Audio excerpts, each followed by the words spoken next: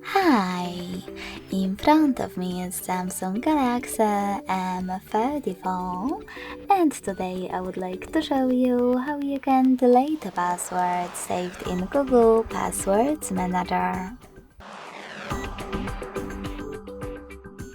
First of all, go into Devices Settings and scroll all the way down to access Google section.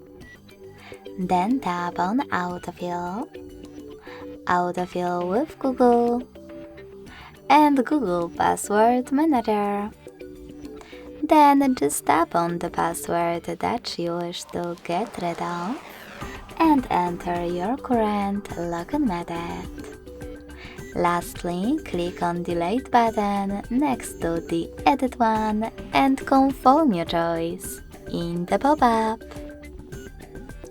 Thanks so much for watching. If you enjoyed this video, smash that like button, comment and subscribe.